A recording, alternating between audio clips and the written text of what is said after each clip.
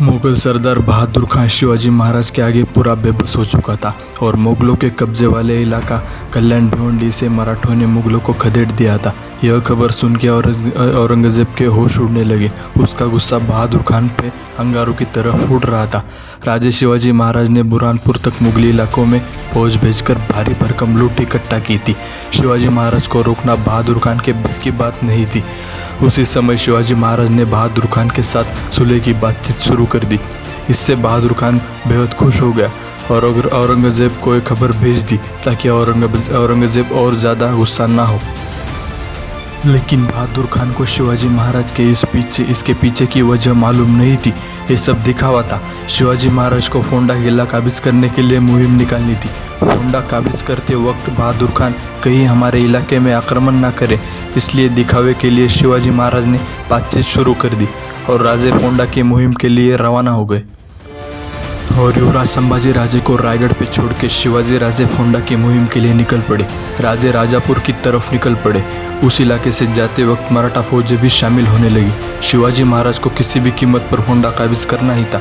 उसके लिए महाराज ने 15,000 की घुड़सवार और उतने ही पैदल फौज ले ली थी, यानी 30,000 की फौज के साथ फोंडा किला काबिज करने छत्रपति शिवाजी महाराज निकले थे। किला बहुत ही मजबूत था। उसकी तटबंदी भी भक्कम बनी हुई थी। किले पर बहुत सी युद्ध सामग्री भी थी, पर किले को मराठा नाम के बादल ने घेर लिया था। बिजली की तरह मराठे किले की तटबंदी को भिड़ने लगे। धूप का मौसम था। उसी धूप की गर्मी में भी पहरा बेहद मजबूत था।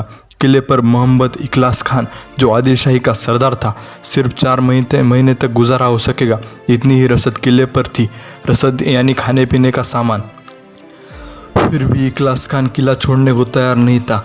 वो किले की मजबूती के भरोसे लड़ रहा था, लेकिन इस वक्त उसका पाला मराठों से था। पहाड़ जैसे बुलंद मराठों के सामने यह किला इतना मुश्किल काम नहीं था। फिर भी इखलास खान बेहद हिम्मत से लड़ रहा था। वो मराठों को किले में घुसने नहीं दे रहा था। मराठा सैनिकों में जख्मी सैनिकों की संख्या बढ़ रही थी। पहरा बेहद मजबूत था। किले की दीवार पर दिखने वाला आदिलशाही सैनिक सटीक निशाने से मार दिया जाता था। उसी समय शिवाजी महाराज के पास एक गुप्तचर आया और उसने खबर दी कि फोंडा किले की मदद के लिए आदिल शाह ने बहलोल खान को भेज दिया। शिवाजी महाराज ने एक युक्ति चलाई। उन्होंने फोंडा किले की तरफ चारों तरफ जो रास्ते आते थे, वहाँ पर बेहद घना जंगल था। उन्होंने सारे रास्ते जो किले की तरफ आते हैं वहाँ पर बड़े बड़े पेड़ कटवा कर रोक दिए और बंद कर दिए। इसलिए बहलोल खान उसके आगे आ नहीं पा रहा था। किले की घेराबंदी करके 20 दिन बीत चुके थे, लेकिन किला अभी तक हाथ नहीं आया था। तब शिवाजी महाराज ने एक और होशियारी दिखाई।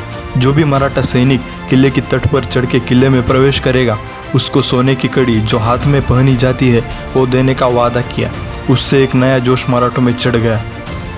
सुबह हो गई। सभी और खामोशी छाई हुई थी। किले पर एक भी हमला नहीं हो रहा था। किले पर से सैनिक देख रहे थे। उन्हें पता नहीं चल रहा था कि मराठे रोज की तरह आज हमला क्यों नहीं कर रहे थे। किले की तट पर बहुत से आदिलशाही सैनिक जमा हो रहे थे। तभी इशारत दे दी गई और तटबंदी पर लगाई गई सुरंग को बत्ती दे दी गई। किले पर से सैनिक देख रहे थे। तभी एक बेहद बड़ा विस्फोट हो गया। उसी विस्फोट के साथ किले की एक दीवार सैनिकों के साथ आसमान में फेंक दी गई। दीवार पर खड़े सैनिक मारे गए। इखलास खान डर गया। मराठा सैनिक उस टूटी दीवार पर से किले में घुस गए। मराठों ने डरे हुए इखलास खान के सैनिकों को काटना शुरू कर दिया। किसी का हाथ काटा जाता था तो किसी का पैर तो किसी की गर्दन काट दी जाती थी। किले पर मानो मराठों ने खून की नदी बहा दी। इखलास खान मारा गया। फोंडा किले पर भगवा झंडा लहराने लगा। मराठों ने किला जीत लिया और जंगलों में फंसा हुआ बहलोल खान, जो किले की तरफ जाने के लिए रास्ता निकाल रहा था, उसने किले पर लहराता भगवा झंडा दिखाई दिया। उससे समझ में आ गया मराठों ने किले को जीत लिया और वो खुद डरकर पीछे मुड़कर विजापुर चला गया। उसे पता था जिन मराठों को खुले में हराना ना के बराबर है, उन्हें किले के साथ हराना बेहद मुश्किल था। मराठे जब किले को काबिज कर लेते थे तो उन्हें हराना 10 गुना ज़्यादा मुश्किल हो जाता है। इस तरह छत्रपति शिवाजी महाराज ने किले को हिंदवी स्वराज्य में शामिल किया। अगर दोस्तों ये वीडियो आपको पसंद आया हो तो प्लीज़ लाइक, शेयर और सब्सक्राइब ज़रूर करिएगा।